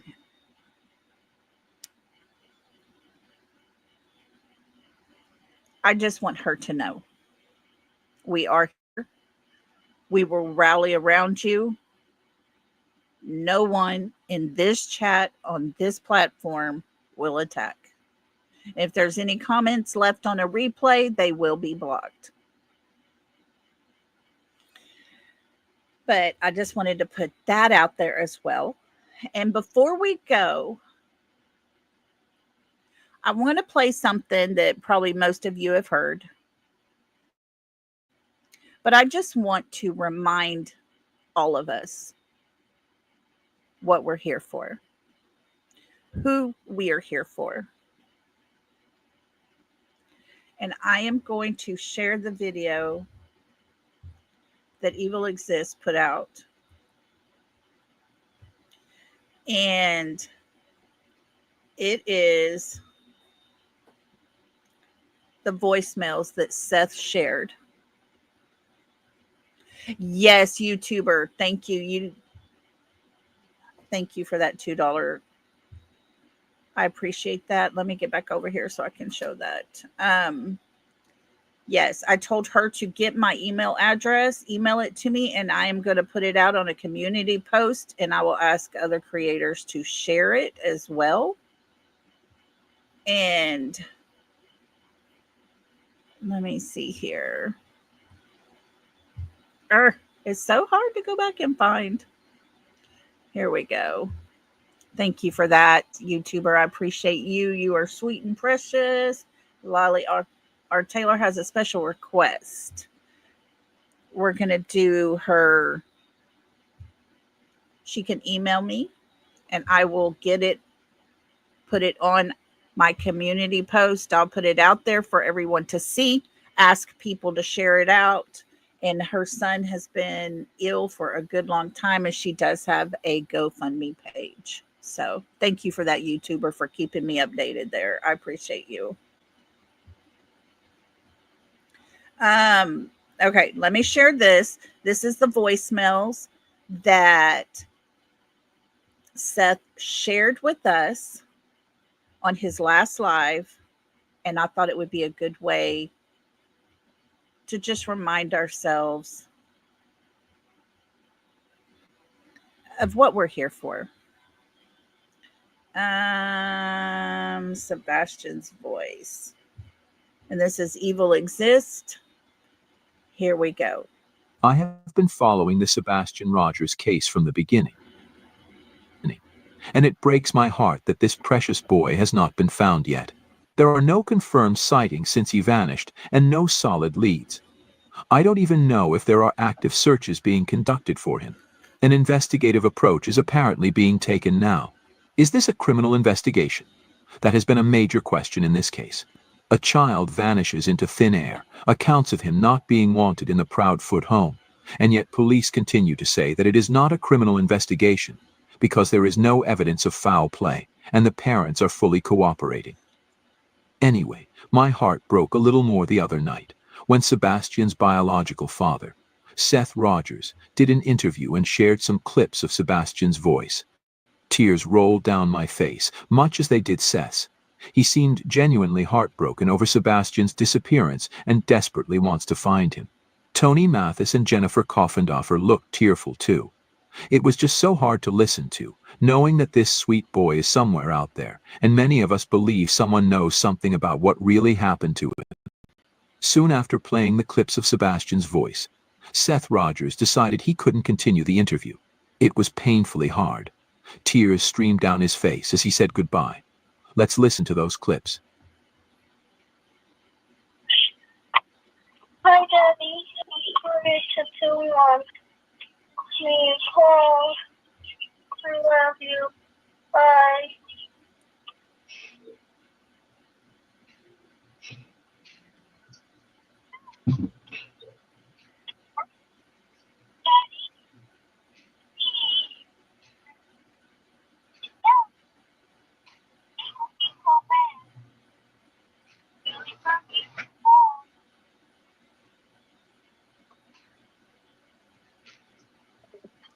Let's get some green hearts in chat for Sebastian. It just started. Hi, Dad. I know this is gonna sound weird, but tomorrow's picture day. So could you send some decent clothes over to me so that I can wear the decent clothes and be handsome for my birthday? We don't have decent clothes. Mom, do let me wear whatever I want to wear for picture day. For picture day. Mom, okay. I need to get decent clothes. I know this is not easy. Will you please send decent clothes?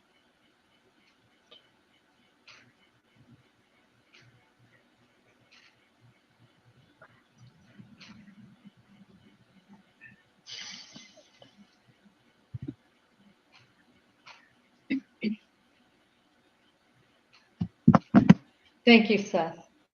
I'm sorry.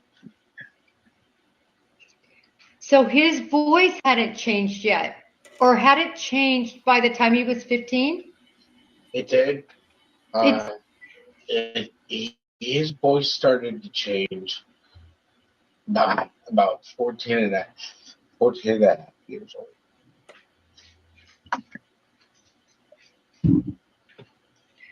Precious.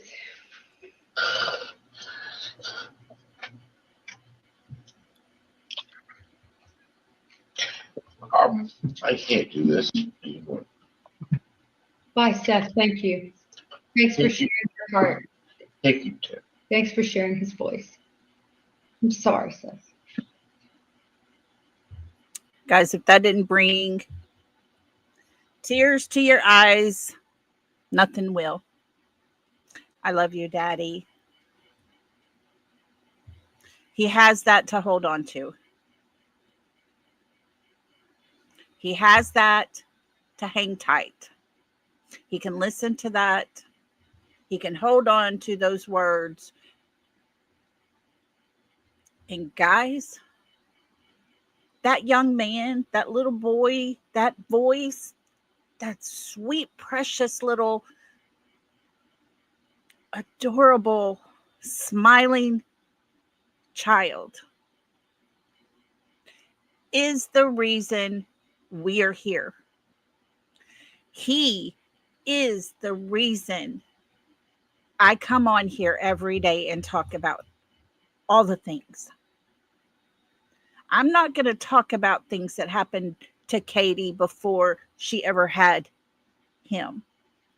I'm not going to talk about all the things about Seth before they had Sebastian. I'm not going to talk about all the things that have nothing to do about all the things not related to him going missing. Okay, TJ, I will.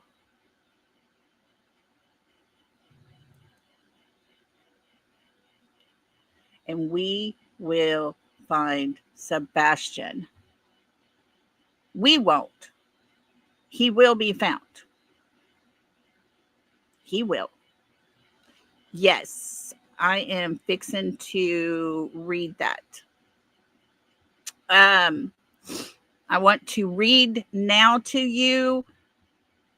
At Night Media has posted on Facebook a public update. BOLO, BOLO, issued for Sebastian Wayne Drake Rogers as a precautionary measure. March the 10th, 2025. At night, utilizing One World's Southwest Border Rapid Reach Public Safety Advisor notification system has issued a Be on the Lookout BOLO notification to all United States and Mexican ports of entry covering California, Arizona, New Mexico, Texas, Baja California, Sonora, Chihuahua, Coahuila, Nuevo Leon, Tamaulipas, I don't know if I said that one right, Mexico. This action is being taken out of abundance of caution due to a documented surge in labor trafficking incidents, border crossings, and increased movement of missing persons by criminal networks. There is no confirmed evidence that Sebastian has crossed international borders. However, due to the evolving nature of trafficking operations, heightened awareness in these regions is necessary. Why this BOLO is issued? Sebastian Wayne Drake Rogers remains missing. A reward of up to $347,000 is in place for credible information leading to his safe return or the apprehension of those involved in his disappearance. Recent intelligence highlights concerns about organized networks that may be transporting missing persons or obstructing recovery efforts. This advisory does not assume Sebastian has left the country, but ensures that border officials, transit hubs, and key facilities remain alert in case he is moved or held in these areas. Key details in BOLO. Sebastian Wayne Drake Rogers. Age 16. Height 5'5". Weight approximately 120 pounds. May have changed. Eye color brown or hazel. Hair color blonde or brown. may have been altered. Medical information. Diagnosed with autism requires special attention. Last seen February 25th, 2024 in Hendersonville, Tennessee. Call to action. What you can do. If you are in border regions, transit hubs, or work in facilities where missing persons may pass through, please remain vigilant. If you believe you have seen Sebastian, report it immediately. Dial 111, or let me redo that. Dial 911 immediately if you believe you see Sebastian. Sumner County Sheriff's Office, 615-451-3838. Tennessee Bureau of Investigation, 1-800-TBI-FIND. Tips to TBI at tbi.tn.gov.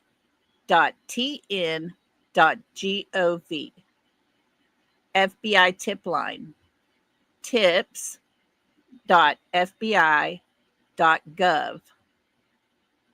Dog the Bounty Hunter tip line, 833-TELL-DOG.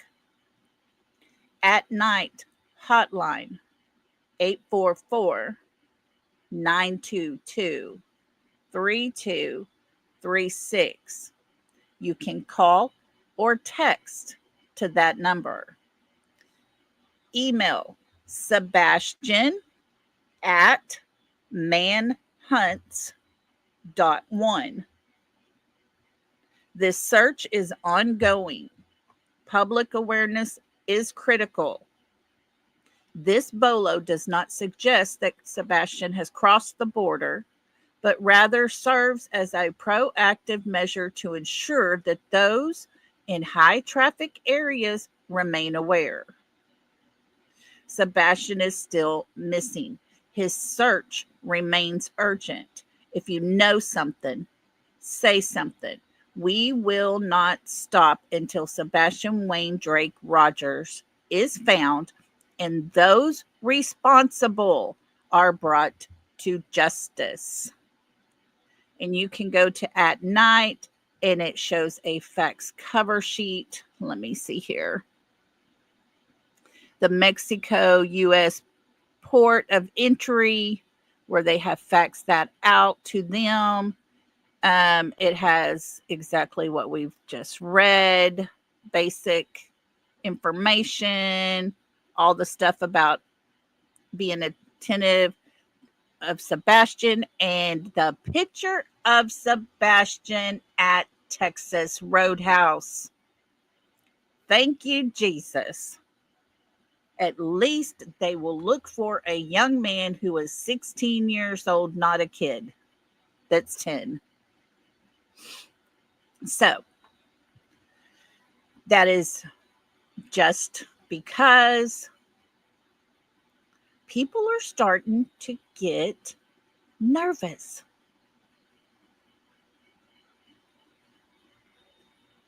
People are starting to squirm. People involved in the Sebastian Wayne Drake Rogers disappearance should be nervous. They really should.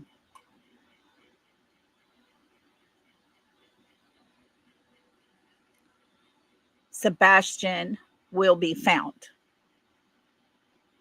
There are way too many people looking for this child. They can talk all they want to on the other side about At Night Media, about Nick or Hong or Dog the Bounty Hunter, all they want to. But folks, it's them that are putting out all this information about Sebastian.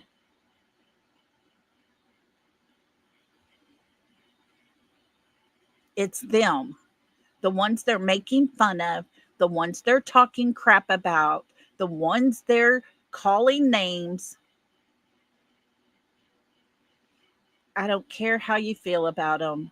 They're putting this information out on all border crossings for the United States of America. If that child is to cross a border, someone will see, and possibly that person that sees will put that information in play.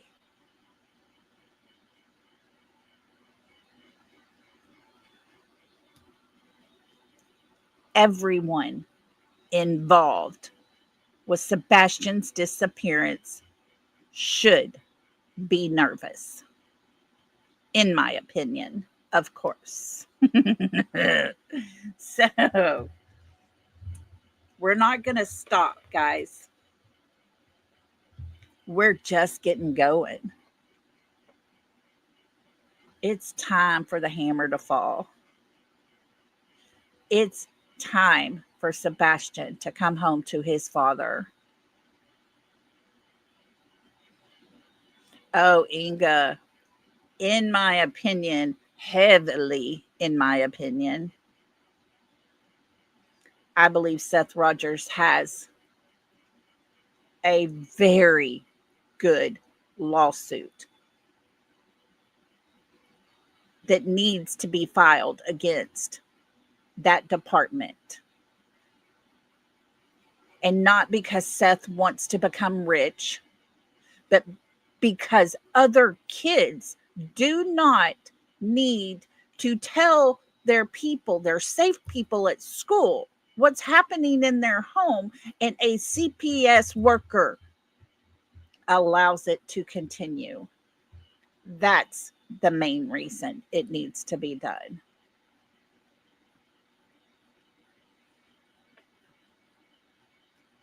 Guys, we will continue to put information out. We will continue to talk.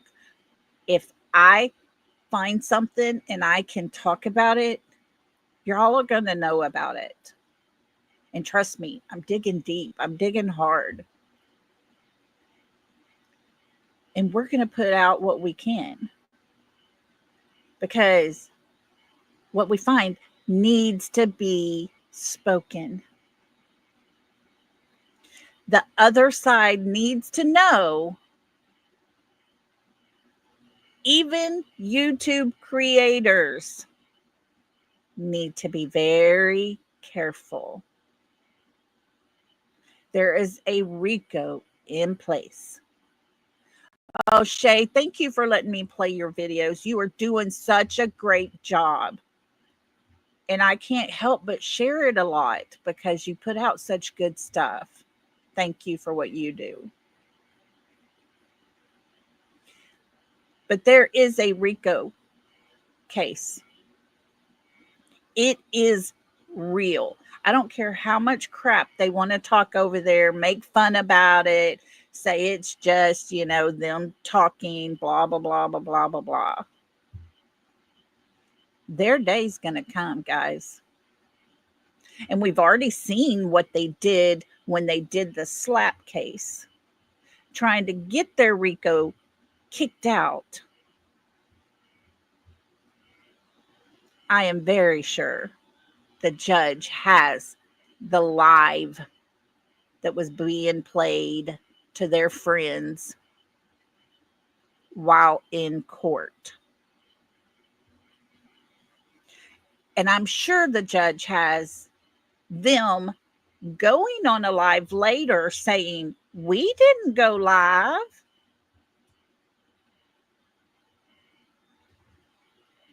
I'm sure people know. Oh, thank you, Shay. You're so sweet. You do really, really good work, girl. Keep going. Keep going. We're making them nervous, and that's all we can do. What we talk about, what we put out, is making them a little uncomfortable.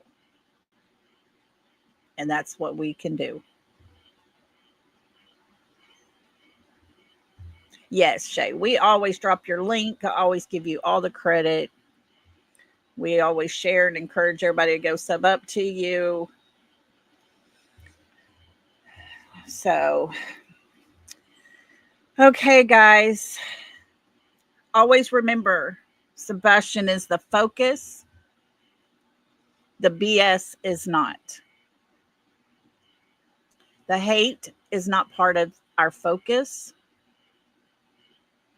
We are here for Sebastian Wayne Drake Rogers and his father. That's what this channel is for. That's what we're focused on.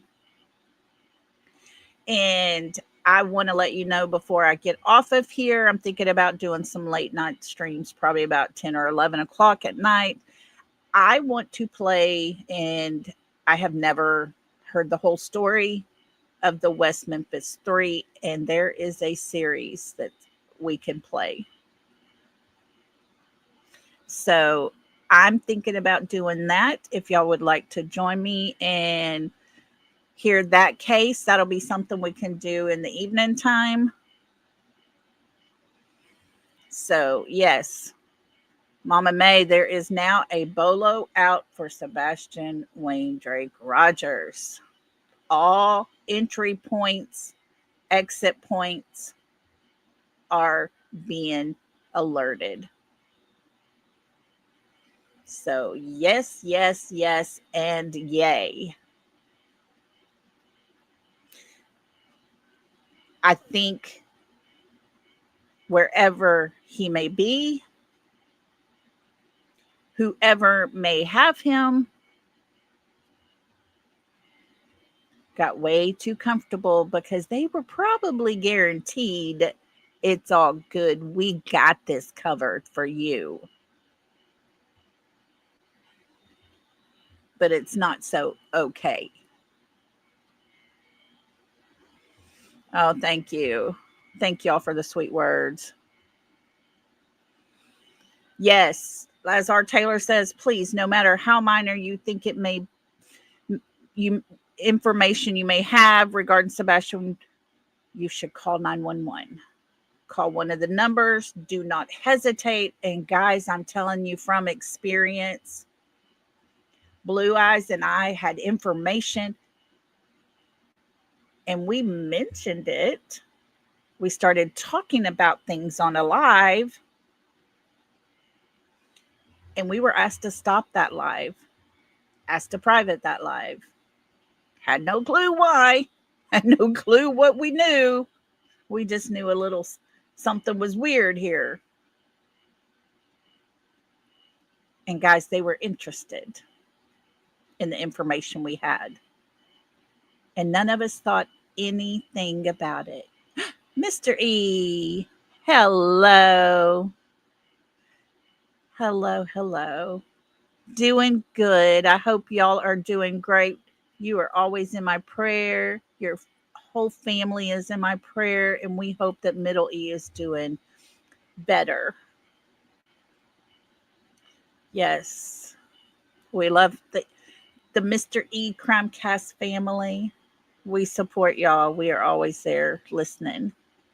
Thank you, TJ, for dropping their link. I appreciate you. So, yeah, Blue Eyes and I did not even realize that we had any information worth anything. And guess what? We actually did.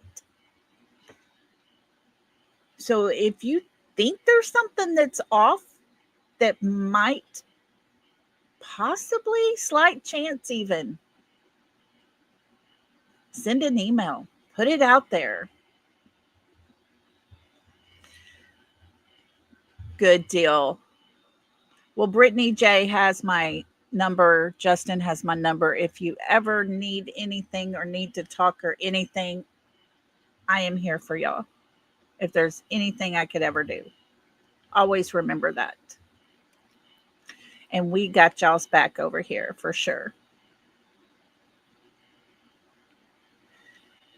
Okay, guys. Well, we've been on here a little over 2 hours. That's right, R. Taylor. Oh, it's easy to be kind to y'all. Y'all are amazing.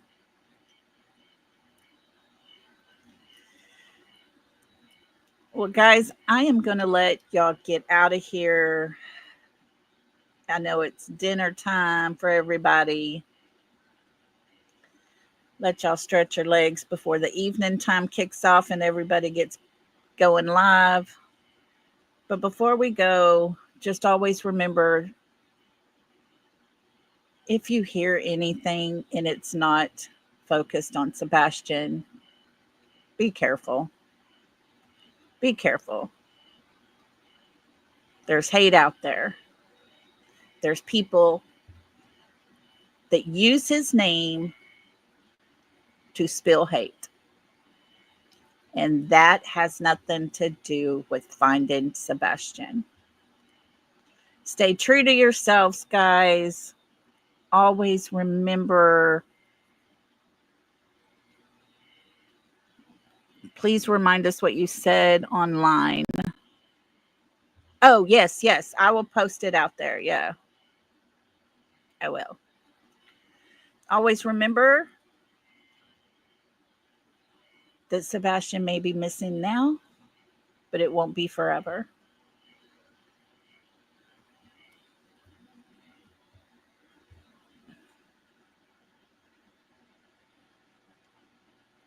Okay, Inga, are you talking about the R. Taylor's GoFundMe page? Her son has been very, very, very sick. And we will be posting her GoFundMe page. You can go in and check it out. I'm sure there's information there and all. And also go check out At Night Media and the bolo that has now been put out. Read it for yourself. See it for yourself. That is some great information that has been put in the right places.